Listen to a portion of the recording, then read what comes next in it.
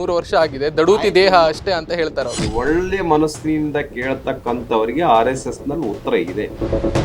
ಅಂದ್ರೆ ಅಂಬೇಡ್ಕರ್ ವಾದವನ್ನ ನೀವು ಒಪ್ಪಲ್ಲ ಅಂತ ಅವ್ರು ಹೇಳೋದು. ಅನೇಕರಿಗೆ ಗೊತ್ತಿದೆ, ಅನೇಕ ನಾನು ಹೆಸರು ಹೇಳಕ್ ಹೋಗೋದಿಲ್ಲ. ಎಷ್ಟೋ ಜನ RSS ಬಿಟ್ಟು ಹೋದವರು ಇದ್ದಾರೆ ಸರ್. RSS ನಲ್ಲಿ ಆ ರೀತಿ ಒಂದು ಆರ್ಗನೈಸೇಷನ್ ಮತ್ತೊಂದಿಲ್ಲ. RSS ನ ಪ್ರಮುಖರು ಬಿಜೆಪಿಯ ನಾಯಕರನ್ನ ಬಾಯಿ ಮುಚ್ಚಿಸಿದ್ದಾರೆ ಅನ್ನುವಂತಹ ಚರ್ಚೆಗಳೆಲ್ಲ ರಾಜಕೀಯ ವಲಯದಲ್ಲಿ ಆಗ್ತಾ ಇದೆಯಲ್ಲ. ಕೆಂಡಾಮಂಡಲ ಆಗುವ ಅಗತ್ಯತೆನೇ ಇಲ್ಲ. ಬಿಜೆಪಿ ಹಾಗಾದ್ರೆ RSS ನ ಪೊಲಿಟಿಕಲ್ ಫೇಸ್ ಅಲ್ವಾ? ದೀನ್ ದಯಾಳ್ ಉಪಾಧ್ಯಾಯ ಯಾರು, ಅಟಲ್ ಬಿಹಾರಿ ವಾಜಪೇಯಿ ಯಾರು, LK ಅಡ್ವಾಣಿ ಅವರು ಯಾರು, ಮುರಳಿ ಮನೋಹರ್ ಜೋಶಿ ಅವರು ಯಾರು? ಆದ್ರೆ ಸರ್ದಾರ್ ವಲ್ಲಭಾಯ್ ಪಟೇಲ್ರು ನಿಮ್ಮವ್ರಲ್ಲ ಅಲ್ಲ. ವಲ್ಲಭಭಾಯ್ ಪಟೇಲ್ರಿಗೆ ಯಾರಾದ್ರೂ ಮಹಾನ್ ಅನ್ಯಾಯ ಮಾಡಿದ್ರೆ ಕಾಂಗ್ರೆಸ್ ಮಾಡಿ. ನಿಮ್ಮ RSS ನನ್ನ ಸ್ವಾತಂತ್ರ್ಯ ನಂತರದ ಭಾರತದಲ್ಲಿ ಮೊಟ್ಟ ಮೊದಲ ಬಾರಿಗೆ ಗೃಹ ಮಂತ್ರಿ ಆಗಿದ್ದಾಗ ನಿಷೇಧ ಹೇರಿದವರು ಸರ್ದಾರ್ ವಲ್ಲಭಾಯ್ ಪಟೇಲ್ರು ಅಂತ.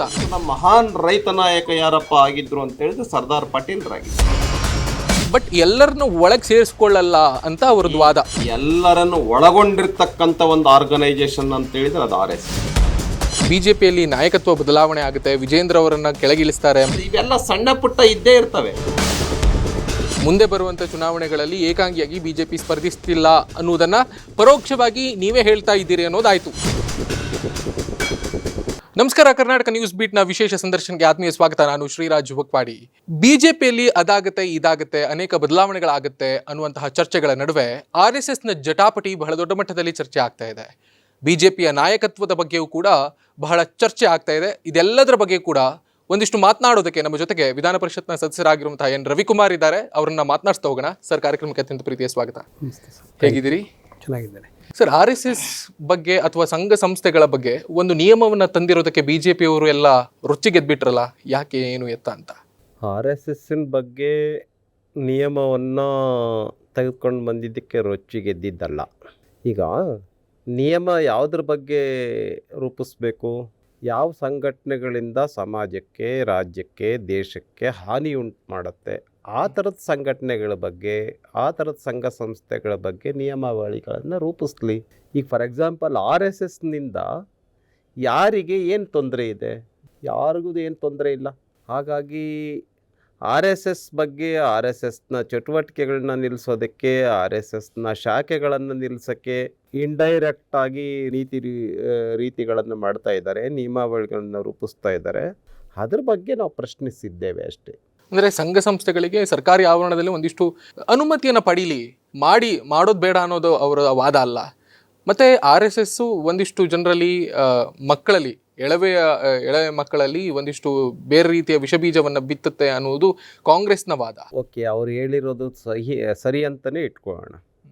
ಆ ರೀತಿ ವಿಷಬೀಜವನ್ನು ಬಿತ್ತುತ್ತೆ RSSನ ಚಟುವಟಿಕೆಗಳಿಗೆ ಸರ್ಕಾರಿ ಶಾಲಾ ಕಾಲೇಜುಗಳಲ್ಲಿ, ವಿಶ್ವವಿದ್ಯಾಲಯಗಳಲ್ಲಿ, ಆಮೇಲೆ ಗ್ರೌಂಡ್ಗಳಲ್ಲಿ ಅನುಮತಿಯನ್ನು ಕೊಟ್ಟರೆ ತೊಂದರೆ ಆಗುತ್ತೆ ಸಮಾಜಕ್ಕೆ ಅಂತಾದರೆ RSS ಇಷ್ಟು ದೊಡ್ಡ ಸಂಘಟನೆ ಇಷ್ಟು ದೊಡ್ಡ ಸಂಘಟನೆಯಾಗಿ ಬೆಳಿಬಾರ್ದಾಗಿತ್ತಲ್ಲ? ಮತ್ತೆ ನೋಂದಣಿ ಇಲ್ಲ ಅಂತಾರೆ. ಹಂಗೆ ನೂರಾರು ಆರ್ಗನೈಸೇಷನ್ಸ್ ಇದೆ, ನೋಂದಣಿ ಇರೋ ಆರ್ಗನೈಸೇಷನ್ಸ್. 100 ವರ್ಷ ಆಗಿದೆ, ದಡೂತಿ ದೇಹ ಅಷ್ಟೇ ಅಂತ ಹೇಳ್ತಾರೆ ಅವರು. ಆಯ್ತು, ನೂರಾರು ಸಂಘಟನೆಗಳಿದಾವೆ ಏನು ರಿಜಿಸ್ಟರ್ ಮಾಡಿಸದೇ ಇರ್ತಕ್ಕಂಥ ಸಂಘಟನೆಗಳು. ಈಗ ಉದಾಹರಣೆಗೆ ಪ್ರತಿ ಚಟುವಟಿಕೆಗಳಿಗೂ ರಿಜಿಸ್ಟರ್ ಮಾಡಿನೇ, ಅನುಮತಿ ಪಡೆದುಕೊಂಡೇ ಚಟುವಟಿಕೆಯನ್ನು ಮಾಡೋದಕ್ಕೆ ಅದೇ ಕೆಲಸ ಮಾಡೋದಕ್ಕೆ ಇರೋದು ಇಲ್ವಲ್ಲ. ಈ ಫಾರ್ ಎಕ್ಸಾಂಪಲ್ ನಾವು ಶಾಖೆಯನ್ನು ನಡೆಸೋದು ಯಾರಿಗೆ ತೊಂದರೆ ಮಾಡಿಬಿಟ್ಟು ನಾವು RSSನ ಶಾಖೆಯನ್ನು ನಡೆಸ್ತಾ ಇದ್ದೀವಿ. ನಾನು ಸ್ವಲ್ಪ ಡೀಪಾಗಿ ಹೋಗಿನೇ ಕೇಳೋದಾದರೆ, ಈಗ ಉದಾಹರಣೆಗೆ ಶಾಲಾ ಕಾಲೇಜುಗಳ ಸಮಯದ ಪರಿಮಿತಿಯನ್ನು ಬಿಟ್ಟು, ಫಾರ್ ಎಕ್ಸಾಂಪಲ್ 10 ಗಂಟೆಗೆ ಸ್ಕೂಲ್ ಆರಂಭ ಆಗುತ್ತೆ ಅಂತ ಹೇಳಿದ್ರೆ ನಮ್ಮ ಶಾಖೆ 8 ಗಂಟೆ ಒಳಗೆ ಮುಗಿದೋಗಿರುತ್ತಲ್ಲ. ಅಲ್ಲಿವರೆಗೆ ಗ್ರೌಂಡಲ್ಲಿ ಏನು ಕೆಲಸ ಇರುತ್ತೆ, ಶಾಲೆ ಮ್ಯಾನೇಜ್ಮೆಂಟ್ದಾಗಲಿ ಇನ್ಯಾರ್ದಾದ್ರೂ ಆಗಲಿ, ಅದೇ ಶಾಲೆಯ ಮಕ್ಕಳನ್ನು ಸೇರಿಸ್ಕೊಂಡು ನೀವು ಶಾಖೆ ಮಾಡ್ತೀರಿ. ಆ ಒಂದು ಸರ್ಕಾರಿ ಶಾಲೆಯಲ್ಲಿ ಕೇವಲ ಹಿಂದೂ ಧರ್ಮದ ಮಕ್ಕಳು ಮಾತ್ರ ಅಲ್ಲ, ಮುಸ್ಲಿಮರು ಇದ್ದಾರೆ, ಕ್ರಿಶ್ಚಿಯನ್ರು ಇದ್ದಾರೆ ಅನ್ನೋದು ಅವ್ರ ವಾದ. ಯಾರಿಗೂ ಕೂಡ ಒತ್ತಡ ಹಾಕಿಬಿಟ್ಟು ನಮ್ಮ ಶಾಖೆಗಳನ್ನು ನಡೆಸ್ತಾ ಇಲ್ಲ. RSSನ ಸಿದ್ಧಾಂತದಲ್ಲಿನೇ ಹೇಳೋ ಹಾಗೆ, RSSನ ವಕ್ತಾರನಾಗಿನೇ ಒಂದು ರೀತಿ RSS ವಕ್ತಾರ ಅಲ್ಲ ನಾನು. RSSನ ನಿಯಮಾವಳಿಗಳ ಪ್ರಕಾರನೇ ಹೇಳೋದಾದರೆ RSS it is a voluntary organisation, voluntary student organisation, ABEP. ಹಂಗೆ RSS ವ್ಯಾಲಂಟರಿ ಆರ್ಗನೈಸೇಷನ್, ಯಾರು ಬೇಕಾದರೂ ಬರ್ಬೋದು. ವಾಲಂಟಿಯರ್ ಆಗಿ. ಬಹಳ ಪ್ರಮುಖವಾಗಿ ಪ್ರಿಯಾಂಕ್ ಖರ್ಗೆ ಅವರು ನೇರವಾಗಿ ಕೇಳ್ತಾರೆ, ಅಂದರೆ RSS ಇಷ್ಟೆಲ್ಲ ಕಾರ್ಯಕ್ರಮಗಳನ್ನು ಮಾಡುತ್ತೆ, 83,000ದಷ್ಟು ಶಾಖೆಗಳು ದೇಶದಾದ್ಯಂತ ಇದೆ ಅನ್ನೋದನ್ನು ಹೇಳಲಾಗ್ತದೆ. ಸೊ ಎಷ್ಟೆಲ್ಲ ಕಾರ್ಯಕ್ರಮ ಮಾಡೋದಕ್ಕೆ ಫಂಡ್ ಎಲ್ಲಿಂದ ಬಂತು? ನೋಡಿ, ಫಂಡು ಇದಕ್ಕೆ ಭಾಳ ಫಂಡ್ ಬೇಕೇ ಆಗಿಲ್ಲ. ರಾಜಕೀಯ ಮುಖ BJPಯಿಂದ ಬರ್ತಾ ಇದೆಯಾ? ಹೇಳ್ತೀನಿ, ಅವ್ರೇನೋ ಭಾಳ ತಪ್ಪು ತಿಳ್ಕೊಂಬಿಟ್ಟಿದ್ದಾರೆ. ನಮ್ಮ ಪ್ರಿಯಾಂಕಾ ಖರ್ಗೆ ಅವ್ರಿಗೆ ಭಾಳ ತಪ್ಪು ತಿಳುವಳಿಕೆ ಇದೆ RSS ಇದ್ರ ಬಗ್ಗೆ. RSSನಲ್ಲಿ ಆ್ಯಕ್ಟಿವಿಟಿ ಮಾಡೋದಕ್ಕೆ ಹಣನೇ ಬೇಕಾಗಿಲ್ಲ. ಹಣ ಖರ್ಚಾಗದೆ ಭಾಳ ಕಡಿಮೆ. ಶಾಖೆ ನಡೆಸೋದಕ್ಕೆ ನಾವು 1 ಪೈಸಾ ಖರ್ಚು ಮಾಡಲ್ಲ. ನಾವೆಲ್ಲ ಉಚಿತವಾಗಿಯೇ ಮಾಡ್ತೀವಿ. ನಮ್ಮ RSS ಈಗ ಫಾರ್ ಎಕ್ಸಾಂಪಲ್ ಹೇಳ್ತೀನಿ, ಯಾವುದಾದ್ರೂ ಒಂದು ಗ್ರೌಂಡಲ್ಲಿ ಕಾರ್ಯಕ್ರಮ ಮಾಡೋದು ಅಂತಾದರೆ ಅಲ್ಲಿ ಮೈಕ್, ಉದಾಹರಣೆ ನಮಗೆ ಮೈಕ್ ಸೆಟ್ ಬೇಕು, ಉದಾಹರಣೆ ನಮಗೊಂದು ವಾಹನ ಬೇಕು, ನಮಗೆ ಒಂದಿಷ್ಟು ಚೇರ್ಸ್ ಬೇಕು, ಈ ಥರದ್ದು ಎಲ್ಲದನ್ನು ಕೂಡ ಆಲ್ಮೋಸ್ಟ್ ಆಗಿ ಉಚಿತವಾಗಿ ನಾವು ತೆಗೆದುಕೊಳ್ತೀವಿ. ಯಾಕೆ ಯಾಕೆ ಅಂತೇಳಿದ್ರೆ ಒಂದಲ್ಲ ಆ್ಯಕ್ಟಿವಿಟಿ RSS ಇಂದು ಸಾಕಷ್ಟು ಆ್ಯಕ್ಟಿವಿಟೀಸ್ ನಡೆಯುತ್ತೆ. ಉದಾಹರಣೆಗೆ ಅಂಬೇಡ್ಕರ್ ಜಯಂತಿಯನ್ನು ಮಾಡಬೇಕು ಅಂತ ನಿಶ್ಚಯ ಮಾಡ್ತು. ಸಂಘದ 100ನೇ ವರ್ಷದ ಕಾರ್ಯಕ್ರಮಗಳನ್ನು ದೊಡ್ಡ ಪ್ರಮಾಣದಲ್ಲಿ ಎಲ್ಲ ಕಡೆಗಳನ್ನು ಮಾಡ್ತಾ ಇದು. ಫಾರ್ ಎಕ್ಸಾಂಪಲ್ 100 ಸಮಾವೇಶ ಮಾಡಬೇಕು ಇದೀವಿ ಅಂತ ಇಟ್ಕೊಳ್ಳಿ. ಬೆಂಗಳೂರಿನಲ್ಲಿ ನಾವು 100 ಸಮಾವೇಶಗಳನ್ನು ಮಾಡೋದಕ್ಕೆ ನಾವು ಎಷ್ಟು ಜನರ ಹತ್ರ ಹೋಗ್ಬೇಕಾಗುತ್ತೆ ಡೊನೇಷನ್? ಅದ್ರ ಅಗತ್ಯತೆನೇ ಭಾಳ ಕಮ್ಮಿ ನಮಗೆ. ಅಂದ್ರೆ ಅಂಬೇಡ್ಕರ್ ವಾದವನ್ನ ನೀವು ಒಪ್ಪಲ್ಲ ಅಂತ ಅವ್ರು ಹೇಳೋದು. ಅದನ್ನ ನಾನು ಹೇಳ್ತೀನಿ. ಈಗ ಉದಾಹರಣೆಗೆ ಡೊನೇಷನ್ ಅಂತ ವಿಷಯಕ್ಕೆ ಬಂತಲ್ಲ, ನಾನು ಅದನ್ನು ಪೂರ್ತಿ ಮಾಡ್ತೇನೆ. ಪ್ರಿಯಾಂಕಾ ಖರ್ಗೆ ಅವರಿಗೆ ತಪ್ಪು ತಿಳುವಳಿಕೆ ಇದೆ. ನಮಗೆ ಬಹಳ ಕಡಿಮೆ ಬೇಕಾಗಿರ್ತಕ್ಕಂಥದ್ದು ಹಣ.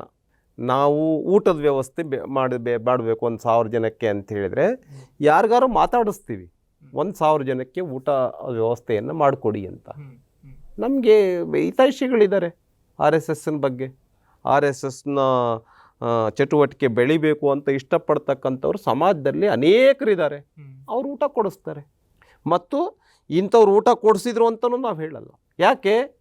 ಇದು ಜನರೇ ಅರ್ಥ ಮಾಡ್ಕೊಂಡ್ಬಿಟ್ಟು ಈ ಸಂಘಟನೆ ಬೆಳಿಬೇಕು, ಈ ಸಂಘಟನೆ ಕಾರ್ಯಕರ್ತರ ಸಂಖ್ಯೆ ಹೆಚ್ಚಾಗಬೇಕು. ಯಾಕೆ ಅಂತೇಳಿದ್ರೆ ಅಲ್ಲಿ ಶಿಸ್ತಿದೆ, ದೇಶಭಕ್ತಿ ಇದೆ, ಸಮಾಜದ ಕೆಲಸ ಮಾಡೋದಕ್ಕೋಸ್ಕರ ಇರೋ ಆರ್ಗನೈಜೇಷನ್ನು. ಈಗ ಸಮಾಜಕ್ಕೆ ಕೆಲಸ ಮಾಡೋಕ್ಕೆ, ದೇಶದ ಕೆಲಸ ಮಾಡೋದಕ್ಕೆ ಜನರ ಹತ್ರ ಸಮಯನೇ ಇಲ್ಲದೆ ಇರೋವಂಥ ಇಂಥ ಸಂದರ್ಭದಲ್ಲಿ ಪೂರ್ಣಾವಧಿ ಹೊರಡ್ತಾರೆ. ಯಾರು 1 ಪೈಸಾ ಸ್ಯಾಲ್ರಿ ತಗೊಳ್ಳೋದಿಲ್ಲ. ಮುಂದುವರಿದವ್ರು ಕೇಳ್ತಾರೆ ಏನಂತ ಹೇಳಿದ್ರೆ, ಸಮಾಜಕ್ಕೆ ಏನು ಕೊಡುಗೆ ಇದೆ RSSದು ಅಂತ. ಯಾವ ಕೊಡುಗೆ ಕೊಟ್ಟಿಲ್ಲ RSS. ಇವತ್ತು ಉದಾಹರಣೆಗೆ ಹೇಳ್ತೀನಿ, ಇವತ್ತು ಸರ್ಕಾರ ರಚನೆ ಮಾಡುವಂಥದ್ರಲ್ಲಿ ಅನೇಕ ಜನ MLA ಆಗೋದಕ್ಕೆ ಕಾರ್ಯಕರ್ತರನ್ನು ಬೆಳೆಸಿಕೊಟ್ಟಿದೆ. ಇವತ್ತು ಎಲ್ಲದಕ್ಕಿಂತ ದೊಡ್ಡ ಕೆಲಸ ಏನಪ್ಪ ಅಂತ ಹೇಳಿದ್ರೆ, ಸುಮಾರು ಕೋಟ್ಯಾಂತರ ಜನ ಸ್ವಯಂ ಸೇವಕರನ್ನು ನಿರ್ಮಾಣ ಮಾಡಿದೆ. ಯಾವುದಾದ್ರೂ ಒಂದು ಆರ್ಗನೈಜೇಷನ್ ಹೆಸರು ಹೇಳ್ಬಿಡಿ ನನಗೆ, ಸಾಧನೆ ಏನು ಅನ್ನೋಕ್ಕೆ. ನಿಮ್ಮದು 120 ವರ್ಷದ ಇತಿಹಾಸ ಇದೆಯಲ್ಲ, ಒಂದು ಸಮಯ ಹಿಂಗೆ ಬಂತು ಅಂತ ಇಟ್ಕೊಂಬಿಡಿ, ಏನೋ ದೇಶದಲ್ಲಿ ದುರ್ಘಟನೆ ಇದು ಮಾಡ್ತು, ವಾಲಂಟಿಯರ್ ಆಗಿ ತಮ್ಮ ಖರ್ಚಿನಿಂದನೇ ಇಂಥ ಕಡೆಗಳಲ್ಲಿ ಬಂದುಬಿಟ್ಟು 1 ತಿಂಗಳಲ್ಲಿ ಇದ್ದು ಸೇವೆ ಚಟುವಟಿಕೆಯನ್ನು ಮಾಡಿ ಹೋಗಬೇಕು ಅಂತ ಕರೆ ಕೊಟ್ರಿ ಅಂತ ಇಟ್ಕೊಳ್ಳಿ. ನಿಮ್ಮ ರಾಹುಲ್ ಗಾಂಧಿಯವರು ಕರೆ ಕೊಟ್ಟರು ಅಥವಾ ಇನ್ಯಾರೋ ಕರೆ ಕೊಟ್ಟರು. ಕರೆಕ್ಟಾಗಿ ತಲುಪಿ ಅಲ್ಲಿ ಏನು ಖರ್ಚು ಮಾಡ್ದಂಗೆ ಅಲ್ಲಿ ಸೇವಾ ಚಟುವಟಿಕೆಯನ್ನು ಮಾಡಿಬಿಟ್ಟು ವ್ಯವಸ್ಥಿತವಾಗಿ ತಮ್ಮ ಸ್ಥಾನಗಳಿಗೆ ಹಿಂತಿರುಗಬೇಕು ಅಂತ ಕರೆ ಕೊಟ್ರಿ ಅಂತ ಇಟ್ಕೊಳ್ಳಿ. ಯಾವ ಆರ್ಗನೈಜೇಷನ್ ಚೆನ್ನಾಗಿ ಮಾಡ್ಬೋದು? ದೇಶದ ಜನ ಏನು ಉತ್ತರ ಕೊಡ್ಬೋದು? ನೀವು ಹೇಳಬೇಕು.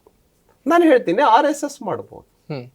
ಯಾಕೆ ಅಂತೇಳಿದರೆ RSSಗೆ ಆ ರೀತಿಯ ಒಂದು ಟ್ರೈನಿಂಗ್ ಶಾಖೆಗಳಲ್ಲೇ ಆಗಿರುತ್ತೆ, ತರಬೇತಿ ಆ ಥರ ಆಗಿರುತ್ತೆ. ಅಪೇಕ್ಷೆಗಳನ್ನೇ ಕಡಿಮೆ ಇಟ್ಕೊಳ್ಬೇಕು. ನಾನು ಇನ್ವಿಟೆಡ್ ಕಾಮನಲ್ಲಿ ಹೇಳ್ತಾ ಇದ್ದೀನಿ. ಪ್ರಿಯಾಂಕಾ ಖರ್ಗೆ ಅವ್ರಿಗೆ ಕಾಂಗ್ರೆಸ್ನಲ್ಲಿ ಭಾಳ ಜನಕ್ಕೆ ಅರ್ಥ ಆಗಿದೆ. ಕಾಂಗ್ರೆಸ್ಸು ಕೆಲವರು ಉದ್ದೇಶಪೂರ್ವಕವಾಗಿಯೇ ಹೇಳ್ತಿದ್ದಾರೆ. ಆದರೆ RSS ಅಪೇಕ್ಷೆಗಳನ್ನೇ ಕಡಿಮೆ ಇಟ್ಕೊಂಡಿರುತ್ತೆ.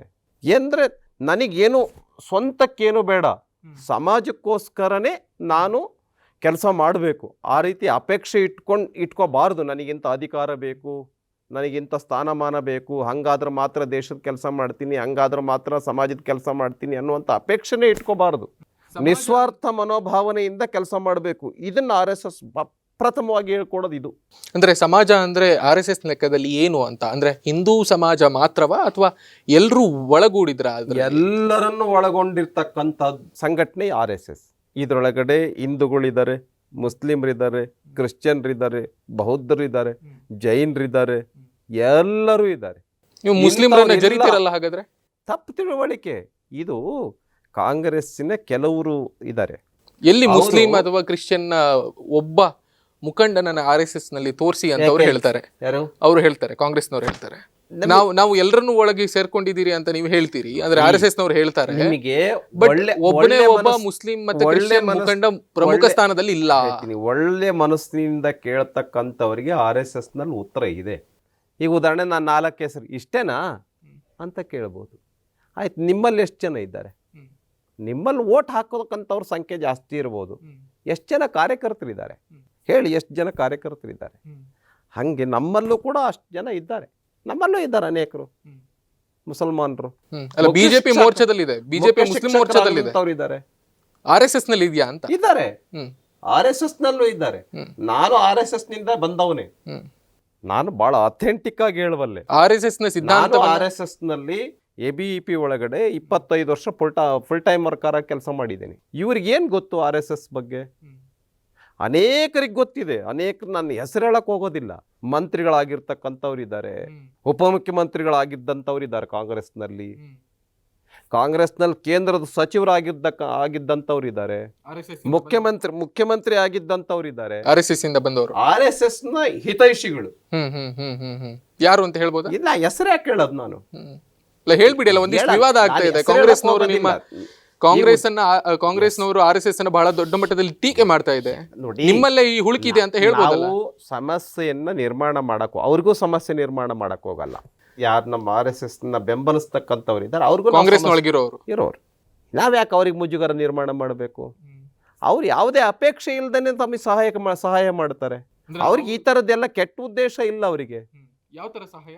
ಯಾವ ತರದ ಸಹಾಯ? ನಮಗೆ ಬೇಕಾಗಿರೋ ಸಹಾಯ ಮಾಡ್ತಾರೆ. RSS ನ ಪಥಸಂಚಲನಕ್ಕೆ, ಬೇರೆ ಬೇರೆ ಕಾರ್ಯಕ್ರಮಗಳಿಗೆ. RSS ನ ಚಟುವಟಿಕೆ ನಮ್ಮ ಸ್ವಂತ ಉದ್ದೇಶಕ್ಕ ಅಲ್ಲ, ದೇಶದ ಉದ್ದೇಶಕ್ಕೆ, ದೇಶದ ಒಳಿತಿಗಾಗಿ. ಹಾಗಾಗಿ RSS ನವರು ಸಹಾಯ ಮಾಡ್ತಾರೆ, BJPಯವರು ಸಹಾಯ ಮಾಡ್ತಾರೆ, JDS ನವರು ಸಹಾಯ ಮಾಡ್ತಾರೆ, SP ನವರು ಸಹಾಯ ಮಾಡ್ತಾರೆ, BSP ನವರು ಸಹಾಯ ಮಾಡ್ತಾರೆ, RJD ನವರು ಸಹಾಯ ಮಾಡ್ತಾರೆ. ಇಡೀ ದೇಶದಲ್ಲಿ ಹೇಳ್ತಾ ಇದ್ದೀನಿ. ಪಂಜಾಬ್ನ ಅಕಾಲಿ ದಳದಲ್ಲೂ ಸಹಾಯ ಮಾಡೋರಿದ್ದಾರೆ, ಬೇಕಾದಷ್ಟು ಜನ ಇದ್ದಾರೆ. RSS 100 ವರ್ಷ ಆಗಿದೆ. ಇವ್ರು ತಿಳ್ಕೊಂಡಿರೋಂಗೆ RSS ನಿನ್ನೆ ಮೊನ್ನೆ ಬಂದಿರತಕ್ಕಂಥ ಆರ್ಗನೈಸೇಷನ್ ಅಲ್ಲ. RSSಗೆ 100 ವರ್ಷ ಆಗಿದೆ. RSS ನಲ್ಲಿ ಸಾವಿರಾರು ಜನ, ಲಕ್ಷಾಂತರ ಜನ ಪ್ರಚಾರಕರಾಗಿ ಬಂದೋಗಿದ್ದಾರೆ.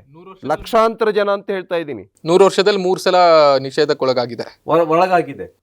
3 ವರ್ಷ ನಿಷೇಧಕ್ಕೊಳಗಾಗಿದೆ. ಇದು ನಾವು ನಿಷೇಧ ಮಾಡೋದ್ರಿಂದ ಏನು ಅರ್ಥ ಇಲ್ಲ. ಈಗ ಉದಾಹರಣೆಗೆ ಶಾಖೆ ಬಂದ್ ಮಾಡ್ಬಿಡ್ಬೋದು ಅಂತಲೇ ಇಟ್ಕೊಂಡ್ಬಿಡಿ. ಆಯಿತು, ಶಾಖೆ ನೀವು ಗ್ರೌಂಡಲ್ಲಿ ಬಂದ್ ಮಾಡಿದ್ರಿ. ಶಾಖೆ ಅನ್ನೋದು ಬರೀ ಆಟ ಆಡಿದ್ರೆ ಮಾತ್ರ ಶಾಖೆನಾ? ನಾವು ಬೇರೆ ರೀತಿನಲ್ಲಿ ಅವರಿಗೆ ಚಟುವಟಿಕೆನಲ್ಲಿ ತೊಡಗಿಸ್ತೀವಿ, ಮನೆಯಲ್ಲಿ ಶಾಖೆ ಮಾಡ್ತೀವಿ. ಅಂದ್ರೆ ಅವ್ರು ಹೇಳೋದು ಮೂಲವಾಗಿ ಏನ್ ಹೇಳೋದು ಕೇಳಿದ್ರೆ, ಮಕ್ಕಳನ್ನ ಮನೆಗೆ ಹೋಗಿ ಈ RSS ಕಾರ್ಯಕರ್ತರು ತಲೆ ತಿರುಗಿಸಿ ಶಾಖೆ ಕರ್ಕೊಂಡು ಬರ್ತಿದ್ದಾರೆ, ಬಲವಂತವಾಗಿ ಕರ್ಕೊಂಡು ಬಂದು ಶಾಖೆಯಲ್ಲಿ ಸೇರಿಸ್ಕೊಳ್ತಿದ್ದಾರೆ ಅಂತ. ಇವತ್ತಿನ ಯುವಕರೇನೆ ನಮ್ಮ ದೇಶದ ಆಸ್ತಿ. ಎಷ್ಟೋ ಜನ RSS ಬಿಟ್ಟು ಹೋದವ್ರು ಇದ್ದಾರೆ ಸರ್. ಕಾಂಗ್ರೆಸ್ ಬಿಟ್ಟು ಹೋದವ್ರು ಇಲ್ವಾ? BJP ಬಿಟ್ಟು ಹೋದವ್ರು ಇಲ್ವಾ? ಜಗತ್ತಲ್ಲಿ ಯಾವ ಪಾರ್ಟಿನಲ್ಲಿ ಆ ಪಾರ್ಟಿ ಬಿಟ್ಟು ಹೋದಂಥವ್ರು ಒಂದು ಪಾರ್ಟಿ ಇಲ್ಲ ಅನ್ನೋಂಥದ್ದು ಯಾವ್ದಾದ್ರು ಇದೆಯಾ? ಯಾವ್ದಾದ್ರು ಆರ್ಗನೈಸೇಷನ್ ಇದೆಯಾ? ಈಗ ನೋಡಿ, ಮನುಷ್ಯನಿಗೆ ಪಾಸಿಟಿವ್ ನೆಗೆಟಿವ್ ಎರಡೂ ಇರುತ್ತೆ. ಕೆಲವರು ಲೈಫ್ ಲಾಂಗ್, ಬಹಳಷ್ಟು ಜನ ಲೈಫ್ ಲಾಂಗ್ ಇರೋದಿಲ್ಲ. ಒಂದಿಷ್ಟು ವಯಸ್ಸಿನವರೆಗೆ ಕೆಲಸ ಮಾಡ್ತಾರೆ. 20 ವರ್ಷ ಕೆಲಸ ಮಾಡ್ಬೋದು, 30 ವರ್ಷ ಕೆಲಸ ಮಾಡ್ಬೋದು, 60 ವರ್ಷದವರೆಗೆ ಕೆಲಸ ಮಾಡ್ಬೋದು, 70 ವರ್ಷದವರೆಗೆ ಕೆಲಸ ಮಾಡ್ಬೋದು. ಲೈಫ್ ಲಾಂಗ್ ಕೆಲಸ ಮಾಡ್ತಕ್ಕಂಥವ್ರು ವೆರಿ ಫ್ಯೂ. ಕಾಂಗ್ರೆಸ್ನಲ್ಲಿ ಲೈಫ್ ಲಾಂಗ್ ಕೆಲಸ ಮಾಡೋಂಥವ್ರು ಇದ್ದಾರಾ? ಹಂಗೇನಿಲ್ವಲ್ಲ. ಹಾಗಾಗಿ RSSನಲ್ಲಿ ಆ ರೀತಿ ಒಂದು ಆರ್ಗನೈಸೇಷನ್ ಮತ್ತೊಂದಿಲ್ಲ. RSSಗೆ ತುಲನೆಯನ್ನು ಮಾಡಿದರೆ ಮತ್ತು ಇನ್ನೊಂದು ಆರ್ಗನೈಸೇಷನ್ ಇಲ್ಲ. ಓಕೆ, RSS ರೀತಿ ನಾನು ಇನ್ನೊಂದು ಸಂಘಟನೆ ಕಟ್ತೀನಿ, ಭಾಳಷ್ಟು ಹೋಗಿದಾವ ಆಲ್ರೆಡಿ. RSS ರೀತಿ ಇನ್ನೊಂದು ಸಂಘಟನೆ ಕಟ್ತೀವಿ ಅಂತ ಯೋಚನೆ ಮಾಡಿ ಪ್ರಯತ್ನ ಮಾಡಿದಂಥವ್ರು ಅನೇಕರು ಆಗೋಗಿದ್ದಾರೆ. ಉದಾಹರಣೆ ಕೇರಳದಲ್ಲಿ ಮಾಡಿದರು, ಏನಾಗಿದೆ? ರವಿಕುಮಾರ್ ಅವರು ಬಹಳ ಕಾಂಗ್ರೆಸ್ ವಿಚಾರಕ್ಕೆ ಬಂದಾಗ ಕೆಂಡಾಮೆಂಡ್ರಲ್ ಆಗ್ತಾ ಇದ್ರು. ಆದ್ರೆ ಈ ವಿಷಯದಲ್ಲಿ ಸ್ವಲ್ಪ ಸಾಫ್ಟ್ ಆಗಿದಾರಲ್ಲ. RSS ನ ಪ್ರಮುಖರು ಬಿಜೆಪಿಯ ನಾಯಕರನ್ನ ಅಗತ್ಯತೆನೇ ಇಲ್ಲ. ಬಾಯಿ ಮುಚ್ಚಿಸಿದ್ದಾರೆ ಅನ್ನುವಂತಹ ಚರ್ಚೆಗಳೆಲ್ಲ ರಾಜಕೀಯ ವಲಯದಲ್ಲಿ ಆಗ್ತಾ ಇದೆಯಲ್ಲ. ಅದರ ಅಗತ್ಯತೆನೇ ಇಲ್ಲ, ಕೆಂಡಾಮಂಡಲ ಆಗುವ ಅಗತ್ಯತೆನೇ ಇಲ್ಲ. ಉದಾಹರಣೆಗೆ ಆರಂಭದಲ್ಲಿ ಇವರು ಪ್ರಿಯಾಂಕ್ ಖರ್ಗೆ ಅವರು ಪತ್ರ ಬರೆದಾಗ ಬಹಳ ದೊಡ್ಡ ಮಟ್ಟದಲ್ಲಿ ಆಕ್ರೋಶವನ್ನು ವ್ಯಕ್ತಪಡಿಸಿದ್ರು ಬಿಜೆಪಿ ನಾಯಕರೆಲ್ಲರೂ ಕೂಡ. ಆದ್ರೆ ಸಂಘ ಸಂಸ್ಥೆಗಳಿಗೆ ಸರ್ಕಾರಿ ಆವರಣದಲ್ಲಿ ನಿಯಮವನ್ನ ತರ್ತಾ ಇದ್ದೇವೆ ಅನ್ನುವ ವಿಚಾರವನ್ನ ಸಚಿವ ಸಂಪುಟ ಯಾವಾಗ ತೀರ್ಮಾನ ಮಾಡ್ತೋ ಅಲ್ಲಿಂದ ಎಲ್ಲ ಬಿಜೆಪಿ ನಾಯಕರು ಬಾಯಿ ಮುಚ್ಕೊಂಡ್ರು ಅಂತ. ಅಂದ್ರೆ ರಾಜಕೀಯ ವಲಯದಲ್ಲಿ ಏನ್ ಚರ್ಚೆ ಇತ್ತು ಕೇಳಿದ್ರೆ RSS ನ ಪ್ರಮುಖರು ಬಿಜೆಪಿ ನಾಯಕರು ಬಾಯಿ ಮುಚ್ಚಿಸಿದ್ದಾರೆ ಅಂತ. ಅಂದ್ರೆ ನಿಮ್ಮ ಲೂಸ್ ಟಾಕ್ ಗಳೆಲ್ಲ ನಮ್ಮ ಪಕ್ಷ ನಮ್ಮ ಸಂಘಕ್ಕೆ ಬೇಡ ಅಂತ ಅವ್ರು ಹೇಳಿದ್ದಾರೆ. ನಿಮಗೆ ಪ್ರಾಮಾಣಿಕವಾಗಿ ಹೇಳ್ತೇನೆ, RSS ನ ಬಾಯಿ ಮುಚ್ಚಿಸೋದಕ್ಕೆ, RSS ಬಿಜೆಪಿ ನಾಯಕರ ಬಾಯಿ ಮುಚ್ಚಿಸಿದ್ರು. BJPಯವರ ಕಾರ್ಯಕರ್ತರ ಬಾಯಿ ಮುಚ್ಚಿಸೋದಕ್ಕೆ, BJPಯ ಚಟುವಟಿಕೆಗಳನ್ನು ನಿಲ್ಸೋಕ್ಕೆ ಯಾರ ಕಡೆಯಿಂದನೂ ಆಗಲ್ಲ. ಯಾಕೆ? ಇದು ನಾವು ವಾಲಂಟಿಯರ್ ಆಗಿ ಮಾಡ್ತಾ ಇರ್ತಕ್ಕಂಥ ಚಟುವಟಿಕೆ. RSS ನ ನೆರಳಾಗಿ ಬಿಜೆಪಿ ಇದೆ ಅಲ್ಲ ಅಂತ ಯಾರೋ ಹೇಳಿದ್ದಾರೆ ಅಂತ ಮಾಡಲ್ಲ, ನಾವೇ ಅರ್ಥ ಮಾಡಿಕೊಂಡು. ಬಿಜೆಪಿ ಹಾಗಾದ್ರೆ RSS ನ ಪೊಲಿಟಿಕಲ್ ಫೇಸ್ ಅಲ್ವಾ? ನಾನು ಅಲ್ಲ ಅಂತ ಎಲ್ಲಿ ಹೇಳಿದೆ? ಅಂದ್ರೆ RSS ನಿರ್ದೇಶನದಂತೆ ಬಿಜೆಪಿ ನಾಯಕರು ಕೆಲಸ ಮಾಡ್ತಾರೆ ಅಂತ. RSS ನ ಅನೇಕ ತತ್ವಗಳನ್ನ ಬಿಜೆಪಿ ಅಳವಡಿಸ್ಕೊಂಡಿದೆ. ಶ್ಯಾಮ್ ಪ್ರಸಾದ್ ಮುಖರ್ಜಿ ಯಾರು? ದೀನ್ ದಯಾಳ್ ಉಪಾಧ್ಯಾಯ ಯಾರು? ಅಟಲ್ ಬಿಹಾರಿ ವಾಜಪೇಯಿ ಯಾರು? LK ಅಡ್ವಾಣಿ ಅವರು ಯಾರು? ಮುರಳಿ ಮನೋಹರ್ ಜೋಶಿ ಅವರು ಯಾರು? ಆದ್ರೆ ಸರ್ದಾರ್ ವಲ್ಲಭಾಯ್ ಪಟೇಲ್ರು ನಿಮ್ಮವರಲ್ಲ ಅಲ್ಲ. ಮುಧೋಕ್ ಅವ್ರು ಯಾರು? ಸರ್ದಾರ್ ವಲ್ಲಭಾಯ್ ಪಟೇಲ್ರು ನಿಮ್ಮವರಲ್ಲ. ಹೇಳಿದ್ನಲ್ಲ, ಸರ್ದಾರ್ ವಲ್ಲಭಭಾಯ್ ಪಟೇಲ್ರಿಗೆ ಯಾರಾದ್ರೂ ಮಹಾನ್ ಅನ್ಯಾಯ ಮಾಡಿದ್ರೆ ಕಾಂಗ್ರೆಸ್ ಮಾಡಿದೆ. ನೀವು ಅವರನ್ನು ಬಳಸ್ಕೊಂಡ್ರಿ ಅಂತ. ಬಳಸ್ಕೊಂಡಿರೋದಲ್ಲ, ಹೇಳ್ತೀನಿ ಕೇಳಿ. ನಿಮ್ಮ RSS ನನ್ನ ಸ್ವಾತಂತ್ರ್ಯ ನಂತರದ ಭಾರತದಲ್ಲಿ ಮೊಟ್ಟ ಮೊದಲ ಬಾರಿಗೆ ಗೃಹ ಮಂತ್ರಿ ಆಗಿದ್ದಾಗ ನಿಷೇಧ ಹೇರಿದವರು ಸರ್ದಾರ್ ವಲ್ಲಭಾಯ್ ಪಟೇಲ್ರು ಅಂತ. ನಾನು ಹೇಳ್ತೀನಿ, ಬಹಳ ತಿಳುವಳಿಕೆಯಿಂದನೇ ಹೇಳ್ತೇನೆ. ಮಹಾನ್ ಅನ್ಯಾಯ ಮಾಡಿದ್ದು ಅಂಬೇಡ್ಕರ್ ಅವರಿಗೆ ಕಾಂಗ್ರೆಸ್ ಮಾಡಿದೆ. ಅದೇ ತರ ಸರ್ದಾರ್ ಪಟೇಲ್ರಿಗೆ ಮಾಡಿತು, ಸರ್ದಾರ್ ಪಟೇಲ್ರಿಗೆ. ಹಾಗಾಗಿ ಏನು ಅನ್ಯಾಯ ಮಾಡಿತು ಈಗ ಆ ವಿಷಯ ಚರ್ಚೆಗಿಲ್ಲ. ಅಂಬೇಡ್ಕರ್ ಅವ್ರಿಗೆ ಏನು ಅನ್ಯಾಯ ಮಾಡಿತು ಅದಕ್ಕೆ ಬೇರೆ ಟೈಮ್ ಕರೀರಿ, ನಾನು ಚರ್ಚೆ ಮಾಡ್ತೀನಿ. ಈಗ ನಾನು ಆ ವಿಷಯ ತೆಗೆದುಕೊಳ್ಳಲ್ಲ. ಅಲ್ಲ, ಸರ್ದಾರ್ ಅವರ ಹೆಸರಿನಲ್ಲಿ ಕಾರ್ಯಕ್ರಮಗಳನ್ನೆಲ್ಲ ನೀವು ಮಾಡ್ತಾ ಇದ್ದೀರಿ. ಈಗ ಮಾಡ್ತೀವಿ. ನಾನು ಹೇಳ್ತೀನಲ್ಲ, ಯಾರು ನಿಜಕ್ಕೂ ಈ ದೇಶದ ಕೆಲಸವನ್ನ ಮಾಡಿದ್ದಾರೆ ಅವರ ಜಯಂತಿಗಳನ್ನು ಮಾಡ್ತೀವಿ, ಅವರನ್ನ ಸ್ಮರಿಸ್ತೀವಿ. ಗುಜರಾತ್ ನಲ್ಲಿ ಪಾಟೀದಾರ್ ಸಮುದಾಯವನ್ನು ನಾವು ಅಳವಡಿಸ್ಕೊಳ್ತೀವಿ. ಗುಜರಾತ್ ನಾನು ಹೇಳ್ತೇನೆ, ನಮ್ಮ ದೇಶದ ಮಹಾನ್ ರೈತ ನಾಯಕ ಯಾರಪ್ಪ ಆಗಿದ್ರು ಅಂತ ಹೇಳಿದ್ರೆ ಸರ್ದಾರ್ ಪಟೇಲ್ರಾಗಿದ್ರು. ಗುಜರಾತ್ ನಲ್ಲಿ ನಮ್ಮ ದೇಶದ ಸುರಕ್ಷತೆಯಲ್ಲಿ ಮಹಾನ್ ದೊಡ್ಡ ಪಾತ್ರವನ್ನು ವಹಿಸಿದವ್ರು ಯಾರಪ್ಪ ಅಂತ ಹೇಳಿದ್ರೆ Sardar ಪಟೇಲ್ರಾಗಿದ್ರು. Even though he belongs to Congress.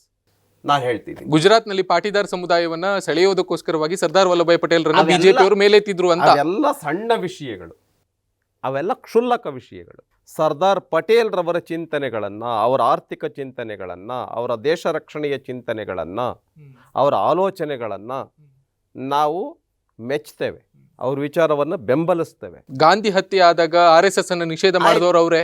Sardar ಪಟೇಲ್ರ RSS ಬಗ್ಗೆ ಕಟುವಾಗಿ ಟೀಕಿಸಿದವರು ಸರ್ದಾರ್ ವಲ್ಲಭಾಯ್ ಪಟೇಲ್ರು. ಟೀಕೆ ಮಾಡಲಿ, ಅದಕ್ಕೇನಂತ? ಎಲ್ಲರೂ ಟೀಕೆ ಮಾಡಿರ್ಬೋದು, ಅನೇಕರು. ಟೀಕೆ ಮಾಡಿದ ತಕ್ಷಣ ಸರ್ದಾರ್ ಪಟೇಲ್ರನ್ನ ಸ್ಮರಿಸ್ಕೊಳ್ಬಾರ್ದು ಅಂತ ಯಾವ ಸಿದ್ಧಾಂತದಲ್ಲಿದೆ?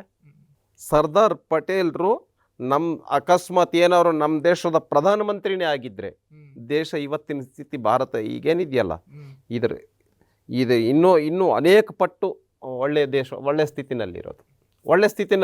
ನೆಹರು ಬದಲಿ ಸರ್ದಾರ್ ಪಟೇಲ್ರೇ ಪ್ರೈಮ್ ಮಿನಿಸ್ಟರ್ ಆಗಿದ್ರೆ. ಅಂದ್ರೆ ಸರ್ದಾರ್ ವಲ್ಲಭಾಯ್ ಪಟೇಲ್ರು ಗಾಂಧಿ ಅವರು ಹೇಳಿದ್ದನ್ನ ಕೇಳ್ಕೊಂಡು ಕೂರುವಂತಹ ಅಧಿನಾಯಕರಾಗಿದ್ರು ಅಂತ ಹೇಳಿ. ಅಂದ್ರೆ ಅವ್ರಿಗೆ ಬೇಕಾಗಿಲ್ಲ, ಅವರಿಗೆ ಸ್ವತಂತ್ರವಾಗಿ ಕಾರ್ಯನಿರ್ವಹಣೆ ಮಾಡ್ತಕ್ಕಂಥ ಒಬ್ಬ ನಾಯಕರು ಅವ್ರಿಗೆ ಬೇಕಾಗಿಲ್ಲ. ಆದರೆ RSS ಆ ಥರದ್ದು ಯಾವುದೇ ಪಾರ್ಟಿನಲ್ಲಿರಲಿ, ಕಾಂಗ್ರೆಸ್ ಪಾರ್ಟಿನಲ್ಲೇ ಇರಲಿ. ಉದಾಹರಣೆಗೆ ಲಾಲ್ ಬಹದ್ದೂರ್ ಶಾಸ್ತ್ರಿ ಯಾವ ಪಾರ್ಟಿನಲ್ಲಿದ್ದರು? ಸರ್ದಾರ್ ಪಟೇಲ್ರು ಯಾವ ಪಾರ್ಟಿನಲ್ಲಿದ್ದರು? ಯಾಕೆ ನಾವು ಅವರ ಜಯಂತಿಯನ್ನು ಮಾಡ್ತಿದ್ದೀವಿ? ಯಾಕೆ ಅವ್ರ ವಿಚಾರಗಳನ್ನು ನಾವು ಅಳವಡಿಸ್ಕೊಂಡಿದ್ದೀವಿ? ಕಾರ್ಯಕ್ರಮಗಳಿಗೆ ಮಾತ್ರ ದೇಶ ಅಂತ ಹೇಳಿದ್ರೆ ನಾವು ಮಾತ್ರ ದೇಶದ ಕಾರ್ಯವನ್ನ ಮಾಡೋರು RSSನವರು. ಇನ್ನು ನೋಡಿದವರೆಲ್ಲ ದೇಶದ ಕಾರ್ಯ ಮಾಡಲ್ಲ ನಾವು ಹೇಳ್ತಾ ಇಲ್ಲ. ಆ ಥರದ ಒಂದು ಸೀಮಿತವಾಗಿರ್ತಕ್ಕಂಥ ದೃಷ್ಟಿಕೋನವನ್ನು ಇಟ್ಕೊಂಡಿಲ್ಲ RSS. ಅಂದ್ರೆ ನ್ಯಾಷನಾಲಿಟಿ ಅಂದ್ರೆ ಹಿಂದುತ್ವ ಅಂತ ಹೇಳುವವರು ನೀವು RSSನವರು, ಬಟ್ ಎಲ್ಲರನ್ನು ಒಳಗೆ ಸೇರಿಸ್ಕೊಳ್ಳಲ್ಲ ಅಂತ ಅವ್ರದ್ದು ವಾದ. ಎಲ್ಲರನ್ನು ಒಳಗೊಂಡಿರ್ತಕ್ಕಂಥ ಒಂದು ಆರ್ಗನೈಸೇಷನ್ ಅಂತ ಹೇಳಿದ್ರೆ ಅದು RSS. ಎಲ್ಲ ಜಾತಿಗಳನ್ನು ಒಳಗೊಂಡಿರ್ತಕ್ಕಂಥ, ಎಲ್ಲ ಜಾತಿ ನಾಯಕರನ್ನು ಕೂಡ ಇಷ್ಟಪಡ್ತಕ್ಕಂಥ, ಎಲ್ಲ ಜಾತಿ ಸಂಘಟನೆಗಳ ಕಾರ್ಯಕರ್ತರನ್ನು ಇಷ್ಟಪಡ್ತಕ್ಕಂಥ ಒಂದು ಸಂಘಟನೆ ಅಂತ ಹೇಳಿದ್ರೆ ಅದು RSS. ಹಾಗಾಗಿ ಈಗ ಉದಾಹರಣೆಗೆ ಅಂಬೇಡ್ಕರ್ ಅವರು ಚುನಾವಣೆಯಲ್ಲಿ ಯಾರು ಕೆಲಸ ಮಾಡಿದ್ದಾರೆ? RSS ಕೆಲಸ ಮಾಡಿದೆ. ದತ್ತೋಪಂತ್ ಠೇಂಗಡಿಯವರು ಚುನಾವಣೆಯ ಪ್ರಮುಖರಾಗಿ ಕೆಲಸ ಮಾಡಿದರು. ದತ್ತೋಪಂತ್ ಠೇಂಗಡಿ ಅಂತ ಹೇಳಿದರೆ ನಮ್ಮ BMSನ ಭಾರತೀಯ ಮಜ್ದೂರ್ ಸಂಘದ ಆಲ್ ಇಂಡಿಯಾ ಆರ್ಗನೈಸಿಂಗ್ ಸೆಕ್ರೆಟರಿ ಇದ್ದರು. ಬಹಳ ದೊಡ್ಡ ವ್ಯಕ್ತಿಗಳು. ಹೇಗೆ ಹೇಳ್ಬೋದು ಅಂತ ಹೇಳಿದ್ರೆ ಅಟಲ್ಜಿ, ಅಡ್ವಾಣಿಜಿ ಅವ್ರ ಜೊತೆನಲ್ಲಿ ಇದ್ದಂಥ ಕಾರ್ಯಕರ್ತರು ಅವರು. ಸ್ವಲ್ಪ ಅಟಲ್ಜಿ ಮತ್ತು ಅಡ್ವಾಣಿಜಿ ಇನ್ನೂ ಸೀನಿಯರ್ ಆದರು. ಆತ ಲೆವೆಲ್ನಲ್ಲಿ ಇರ್ತಕ್ಕಂಥ ಕಾರ್ಯಕರ್ತರು. ಅವ್ರನ್ನ ಸಂಘ ಕಳಿಸ್ಕೊಡುತ್ತೆ ಅಂಬೇಡ್ಕರ್ ಅವರ ಚುನಾವಣೆಗೆ ಕೆಲಸ ಮಾಡಬೇಕು ಅಂತೇಳಿ. ದತ್ತೋಪಂತ್ ಠೇಂಗಡಿ ಅವ್ರನ್ನ ಅನೇಕ ಜನ, ನೂರಾರು ಜನ ಸ್ವಯಂ ಸೇವಕರನ್ನು ಕಳಿಸ್ಕೊಡುತ್ತೆ. ಇವರು ಅಂಬೇಡ್ಕರ್ ಅವ್ರ ಬಗ್ಗೆ ಮಾತಾಡ್ತಾರೆ. ಅಂಬೇಡ್ಕರ್ ಅವ್ರ ಜೀವನ ಪರ್ಯಂತ ಇಷ್ಟಪಡದೇ ಇರ್ತಕ್ಕಂಥ ಒಂದು ಪಾರ್ಟಿ ಇದ್ದರೆ ಅದು ಕಾಂಗ್ರೆಸ್ ಪಾರ್ಟಿ. ಅಂದ್ರೆ ಅವರು ಹೇಳೋದು ಏನ್ ಕೇಳಿದ್ರೆ, ಅಂಬೇಡ್ಕರ್ನ ಕಾರ್ಯಕ್ರಮಗಳು, ಅಂಬೇಡ್ಕರ್ ಅವರ ಜಯಂತಿ, ಈ ತರದೆಲ್ಲ ಕಾರ್ಯಕ್ರಮಗಳು RSS ಮತ್ತು BJP ಮಾಡೋದು ಕೇವಲ ಕಾರ್ಯಕ್ರಮದ ನಾಮಕಾವಸ್ಥೆಗಾಗಿ ಅನ್ನೋದನ್ನ ಅವ್ರು ಹೇಳ್ತಾರೆ. ಅದನ್ನ ಅವ್ರನ್ನ ಏನ್ ಮಾಡ್ತಿದಾರಲ್ಲ ಅದನ್ನ ನಮಗೆ ಹೇಳ್ತಾ ಇದ್ದಾರೆ. ಬೂಟಾಟಿಕೆಗೋಸ್ಕರ ಹೆಸರು ಹೇಳೋದು, ಬರೀ ಮತಗಳನ್ನ ಪಡೆಯೋಕೆ.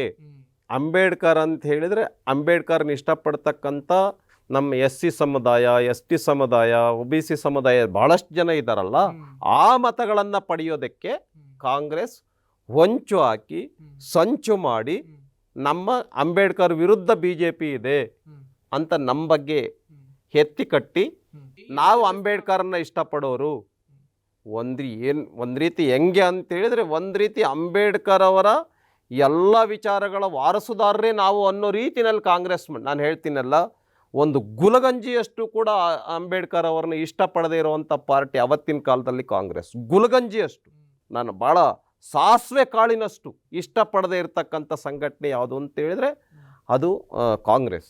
ಆದ್ರೆ ದೇಶದ ಉನ್ನತ ಗೌರವವನ್ನು ಅಂಬೇಡ್ಕರ್ ಅವರಿಗೆ ಕಾಂಗ್ರೆಸ್ ಕೊಟ್ಟಿದೆ ಅಂತ ಎಲ್ಲಿ ಕೊಟ್ಟಿದೆ?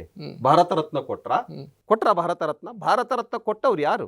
VP ಸಿಂಗ್ ಸರ್ಕಾರ ಇದ್ದಂತ ಸಂದರ್ಭದಲ್ಲಿ 1990ನೇ ಇಸ್ವಿಯ ಒಳಗಡೆ ಸಂವಿಧಾನ ಹೇಳ್ತೀನಿ, 90ನೇ ಇಸ್ವಿನಲ್ಲಿ VP ಸಿಂಗ್ ಅವರಿಗೆ ಅಲಯನ್ಸ್ ಪಾರ್ಟ್ನರ್ ಆಗಿರ್ತಕ್ಕಂಥ ಅಟಲ್ ಬಿಹಾರಿ ವಾಜಪೇಯಿ ಅವರು, LK ಅಡ್ವಾಣಿ ಅವರು, ಇವರೆಲ್ಲರ ಸಲಹೆಗಳ ಕಾರಣ ತೆಗೆದುಕೊಂಡು VP ಸಿಂಗ್ ಅವರ ಸರ್ಕಾರದಲ್ಲಿ ಭಾರತ ರತ್ನ ಕೊಟ್ಟಿದ್ದು VP ಸಿಂಗ್ ಸರ್ಕಾರ, ಇವರಲ್ಲ ಕೊಟ್ಟಿದ್ದು. ಸಂವಿಧಾನ ಯಾರು ಕೊಟ್ಟರು? ಸಂವಿಧಾನ ಅಂಬೇಡ್ಕರ್ ಬರ್ದಿರೋದು. ಗೌರವ ಕೊಟ್ಟವ್ರು ನಾವು. ನೀವು ಸಂವಿಧಾನವನ್ನು ಬದಲಾಯಿಸ್ತೀರಿ ಅನ್ನೋದನ್ನ ಕಾಂಗ್ರೆಸ್ ಹೇಳ್ತದೆ. ಬದಲಾಯಿಸಿರೋರು ನಾವ? ಈಗ ಫಾರ್ ಎಕ್ಸಾಂಪಲ್ ರಾಜೀವ್ ಗಾಂಧಿ ಇದ್ದಂಥ ಸಂದರ್ಭದಲ್ಲಿ ಸಂವಿಧಾನ ಯಾವ ವಿಷಯವನ್ನು ನೀವು ಅಮೆಂಡ್ಮೆಂಟ್ ಮಾಡಿದ್ದೀರಿ? ಇಂದಿರಾ ಗಾಂಧಿ ಅವರಿದ್ದಂಥ ಸಂದರ್ಭದಲ್ಲಿ ಸಂವಿಧಾನಕ್ಕೆ ವಿರುದ್ಧವಾಗಿ ತುರ್ತು ಪರಿಸ್ಥಿತಿಯನ್ನು ತಂದಂಥವ್ರು ಯಾರು? ಸಂವಿಧಾನಕ್ಕೆ ವಿರುದ್ಧವಾಗಿ, ನ್ಯಾಯಾಲಯಗಳ ವಿರುದ್ಧವಾಗಿ, ಸುಪ್ರೀಂ ಕೋರ್ಟ್ನ ವಿರುದ್ಧವಾಗಿ, ಪ್ರಜಾಪ್ರಭುತ್ವದ ವಿರುದ್ಧವಾಗಿ ಸಂವಿಧಾನಕ್ಕೆ ಅವಹೇಳನ ಮಾಡಿದಂಥವ್ರು ಯಾರು? ಮೋದಿ ಆಡಳಿತದಲ್ಲಿ ಅಘೋಷಿತ ತುರ್ತು ಪರಿಸ್ಥಿತಿ ಇದೆ ಅಂತ ಕಾಂಗ್ರೆಸ್ ಹೇಳುತ್ತೆ. ಅವಹೇಳನ ಮಾಡಿದ್ದು, ಸಂವಿಧಾನಕ್ಕೆ ಅವಹೇಳನ ಮಾಡಿದ್ದು ಕಾಂಗ್ರೆಸ್. ತುರ್ತು ಪರಿಸ್ಥಿತಿ ತರಬೇಕು ಅಂತ ಸಂವಿಧಾನದಲ್ಲಿ ಹೇಳಿದೆಯಾ? ಮತ್ತು ಕಾಶ್ಮೀರದ ವಿಷಯಕ್ಕೆ ಸಂಬಂಧಪಟ್ಟಂತೆ 370 ಆರ್ಟಿಕಲ್ ಸಂವಿಧಾನದಲ್ಲಿ ಹೇಳಿತ್ತಾ? ನೀವು ತಾನೇ ಅದನ್ನು ಮಾಡಿದ್ದು 370ನೇ ವಿಧಿನ. ಅಂಬೇಡ್ಕರ್ ಅವರ ಆಲೋಚನೆಗಳಿಗೇನೆ ಕೆಟ್ಟ ಹೆಸರು ತಂದಂಥವ್ರು ಯಾರಪ್ಪ ಅಂತ ಹೇಳಿದ್ರೆ ಕಾಂಗ್ರೆಸ್. ಅದಾದ್ಮೇಲೆ ಏನಾಯ್ತು? ನಿಮ್ಮ ಸರ್ಕಾರ ಬಂದಾದ್ಮೇಲೆ ಕಾಶ್ಮೀರದಲ್ಲಿ ಇವತ್ತೇನು ಪರಿಸ್ಥಿತಿ ಇದೆ? ನೀವಿದ್ದಾಗ ಏನಿತ್ತು? ಟೆರರಿಸಂ ತಾಂಡವಾಡ್ತಾ ಇತ್ತು. ಪಹಲ್ಗಾಮ್, ಪುಲ್ವಾಮಾ ಅದಾದ ನಂತರ ಏನಾಯ್ತು? ಪೆಹಲ್ಗಾಮ್ ನಂತರ ಘಟನೆ ಏನಾಯ್ತು? ಆ ಘಟನೆ ಆಗೋದಕ್ಕೆ ಬಿಟ್ಟಿರೋದು ಯಾರು ಅಂತ? ನರೇಂದರ್ ಸರೆಂಡರ್ ಅಂತ ನೀವು ಹೇಳ್ತಾ ಇದ್ರಲ್ಲ, ಟೆರರಿಸಂಗೆ ಸರೆಂಡರ್ ಆದಂಥವ್ರು ನೀವು. ಕಾಶ್ಮೀರದಲ್ಲಿ ಭಯೋತ್ಪಾದಕರ ಕೈಗೆ ಕಲ್ಲು ಕೊಟ್ಟಂಥವ್ರು, ಭಯೋತ್ಪಾದಕರಿಗೆ ಪಿಸ್ತೂಲ್ ಕೊಟ್ಟಂಥವ್ರು, ಭಯೋತ್ಪಾದಕರ ಕೈನಲ್ಲೆಲ್ಲ ಆರ್ಮ್ಸ್ಗಳು ಇದ್ರೂ ಸುಮ್ಮನಿದ್ದಂಥವ್ರು ಕಾಂಗ್ರೆಸ್. ಇವತ್ತೇನಾಗಿದೆ? ಪಟಾಕಿ ಸಿಡಿಯಲ್ಲ ಅಲ್ಲಿ. ಅವತ್ತು ಬಾಂಬ್ಗಳು ಸುರಿಮಳೆ ಆಗ್ತಾ ಇತ್ತು. ಇವತ್ತು ಹೀಗಾಗಿ ಜನ ಸಿಡಿದಲ್ಲ ಎರಡು, ಪುಲ್ವಾಮಾ, ಪಹಲ್ಗಾಮ್ ಅಲ್ಲಿ. ಅದೇ ಅದ್ರ ಬಗ್ಗೆ ಏನು ಆಕ್ಷನ್ ಆಯ್ತು? ಭಯೋತ್ಪಾದನೆಯನ್ನು ಮಾಡಿದಂಥ ರಾಷ್ಟ್ರಕ್ಕೆ ಹೋಗ್ಬಿಟ್ಟು ವಾರ್ ಮಾಡಿದಂಥ ಪ್ರಧಾನಮಂತ್ರಿ ಯಾರು ಅಂತ ಹೇಳಿದ್ರೆ ನಮ್ಮ ಪ್ರಧಾನಮಂತ್ರಿ. ಅಫ್ಘಾನಿಸ್ತಾನಕ್ಕೆ ಆಂಬ್ಯುಲೆನ್ಸ್ ಅನ್ನ ಕೊಡುತ್ತೆ NDA ಸರ್ಕಾರ ಅಂತ. ಅದೇ ಹೇಳಿದ್ನಲ್ಲ, ಅವತ್ತು ಟೆರರಿಸಂ ಬೆಳೆದಂಥ ಸಂದರ್ಭದಲ್ಲಿ ಅದು ಏನು ಹಾನಿ ಮಾಡಿದ್ರು, ಅದಕ್ಕೆ ಏನು ಆ್ಯಕ್ಷನ್ ತೆಗೆದುಕೊಂಡ್ರು, ಕಾಂಗ್ರೆಸ್ಸಿಂದು ಇತಿಹಾಸನ ಜನ ನೋಡಿದ್ದಾರೆ, ನಮ್ಮ ಇತಿಹಾಸವನ್ನು ಕೂಡ ಜನ ನೋಡಿದ್ದಾರೆ. ಈಗ ಫಾರ್ ಎಕ್ಸಾಂಪಲ್ ಅಟಲ್ ಬಿಹಾರಿ ವಾಜಪೇಯಿ ಅವರು ಯಾವ ರೀತಿ ಕ್ರಮವನ್ನು ತೆಗೆದುಕೊಂಡ್ರು ಭಯೋತ್ಪಾದನೆ ವಿರುದ್ಧ, ಇದೆಲ್ಲದನ್ನು ಕೂಡ ಜನ ನೋಡಿದ್ದಾರೆ. ಆದ್ದರಿಂದ RSS ಒಂದು ನಿಸ್ಸಂಶಯವಾಗಿ ಯಾವುದೇ ಲವಲೇಶವೂ ಅನುಮಾನಗಳಿಲ್ದೇನೆ ಇದನ್ನೊಂದು ಅಪ್ಪಟ ದೇಶಭಕ್ತ ಸಂಘಟನೆ ಅಂತ ಹೇಳ್ಬೋದು. ಬಿಜೆಪಿಯಲ್ಲಿ ನಾಯಕತ್ವ ಬದಲಾವಣೆ ಆಗುತ್ತೆ, ವಿಜೇಂದ್ರ ಅವರನ್ನ ಕೆಳಗಿಳಿಸ್ತಾರೆ, ಮತ್ತಾರೋ ನಾಯಕರಾಗ್ತಾರೆ ಅನ್ನುವಂತ ಚರ್ಚೆ ಇದೆಯಲ್ಲ. ಯಾರಾಗ್ತಾರೆ, ಯಾರು ಬಿಡ್ತಾರೆ, ನಮ್ಮ ಆಲ್ ಇಂಡಿಯಾ ಆರ್ಗನೈಜೇಷನ್ನು, ನಮ್ಮ ಆಲ್ ಇಂಡಿಯಾ ಆರ್ಗನೈಸ್ ಸೆಕ್ರೆಟರಿ, ನಮ್ಮ ಆಲ್ ಇಂಡಿಯಾ ಪ್ರೆಸಿಡೆಂಟು, ನಮ್ಮ ಆಲ್ ಇಂಡಿಯಾ ಅಮಿತ್ ಶಾಜಿ ಅವರು, ನಮ್ಮ ಪ್ರಧಾನಮಂತ್ರಿಗಳು ನಿಶ್ಚಯ ಮಾಡ್ತಾರೆ.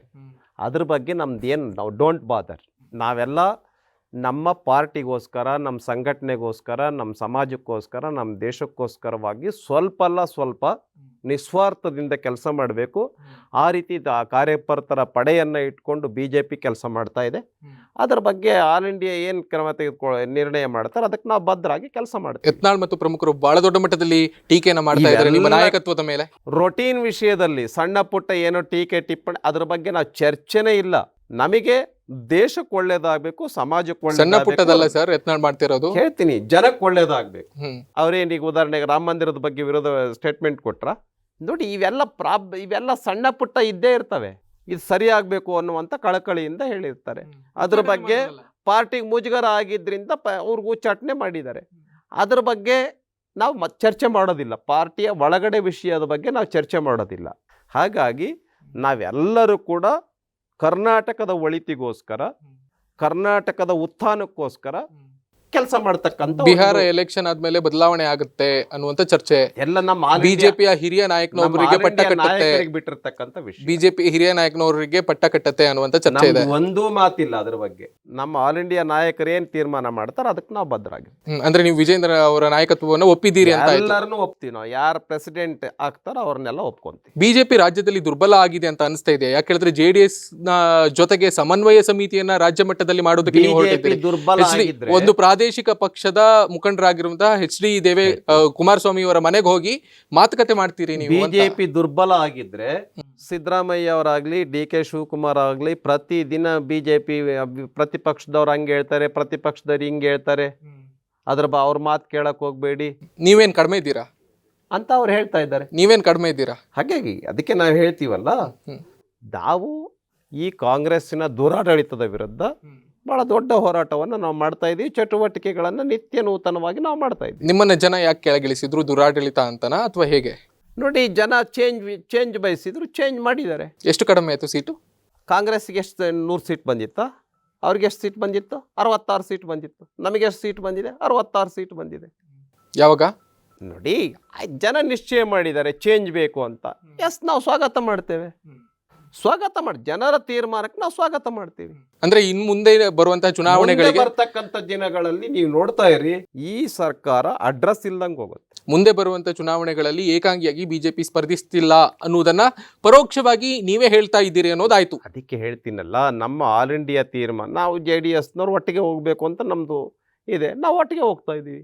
ನಮ್ದು NDA ಪಾರ್ಟಿ ಕೇಂದ್ರದಲ್ಲಿದೆ, ಕರ್ನಾಟಕ ರಾಜ್ಯದಲ್ಲೂ ನಾವು NDA ಇದೀವಿ. ದೇವೇಗೌಡರ ಸಿದ್ಧಾಂತವನ್ನೇ ಬದಲಾಯಿಸ್ಬಿಟ್ರಲ್ಲ ನೀವು ಅಂತ. ಏನು ಬದಲಾಯಿಸಿಲ್ಲ. ಈಗ ಉದಾಹರಣೆಗೆ ದೇವೇಗೌಡರು ಹೆಮ್ಮೆಯ ಪ್ರಧಾನಮಂತ್ರಿ ಜೊತೆಗೆ ನಾನು ಬೆಂಬಲ ಕೊಟ್ಟಿರೋದಕ್ಕೂ ನನಗೆ ಹೆಮ್ಮೆ ಇದೆ. ಹಿಂದೆ ಏನು ಹೇಳಿದ್ರು? ಅಂದ್ರೆ ಮನುಷ್ಯ ತಪ್ಪು ಮಾಡೋದೇ ಇಲ್ವಾ? ದೇವ್ರ? ಅಂದ್ರೆ ನೀವೇನ್ ಹೇಳಿದ್ರಿ ಅವ್ರಿಗೆ? ಎಲ್ಲ ದೇವ್ರ ಅಲ್ಲ, ನೀವೇನ್ ಹೇಳಿದ್ರಿ? ಮನುಷ್ಯ ಸಹಜ.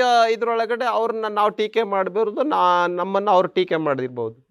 ಆದರೆ ದೇಶದ ಒಳಿತಿಗಾಗಿ ನಾವೆಲ್ಲರೂ ಒಟ್ಟಾಗಿ ಹೋಗ್ತಾ ಇದ್ದೇವೆ. ಎಲ್ಲವೂ ಅನುಕೂಲ ಶಾಸ್ತ್ರ. ದೇವೇಗೌಡರು ಒಬ್ಬ ಮಾಜಿ ಹೆಮ್ಮೆಯ ಪ್ರಧಾನಮಂತ್ರಿ ಆಗ್ಬಿಟ್ಟು ನರೇಂದ್ರ ಮೋದಿಜಿ ಅವ್ರ ಜೊತೆನಲ್ಲಿ ನಿಂತ್ಕೊಂಡಿರ್ತಕ್ಕಂಥದ್ದು ನಮ್ಗೆಲ್ರಿಗೂ ಕೂಡ ಖುಷಿ ಇದೆ, ಹೆಮ್ಮೆ ಇದೆ. ಎಲ್ಲವೂ ಅನುಕೂಲ ಶಾಸ್ತ್ರ ಅಂತ ಆಯ್ತು. ದೇಶದ ಅನುಕೂಲಕ್ಕೆ, ದೇಶದ ಅನುಕೂಲಕ್ಕೋಸ್ಕರ ಯಾರ ಜೊತೆ ಬೇಕಾದ್ರೂ ಕೈ ಜೋಡಿಸ್ತೀರಿ. ದೇವೇಗೌಡರು ದೇಶದ ಅನುಕೂಲಕ್ಕೆ, ನಾಡಿನ ಅನುಕೂಲಕ್ಕೆ ಹೇಗೆ ನರೇಂದ್ರ ಮೋದಿಜಿ ಅವರಿಗೆ ಬೆಂಬಲಿಸ್ತಾರೆ, ನಾವು ಕೂಡ ಬೆಂಬಲಿಸ್ತೀವಿ. ಧನ್ಯವಾದ. ಒಟ್ನಲ್ಲಿ ಬದಲಾವಣೆಗಳು ಆಗುತ್ತೆ ಅನ್ನುವುದೆಲ್ಲ ಚರ್ಚೆ ಇದೆಯಲ್ಲ, ಅದಕ್ಕೆ ಏನ್ ಹೇಳ್ತೀರಿ? ಬದಲಾವಣೆ 100ಕ್ಕೆ 100.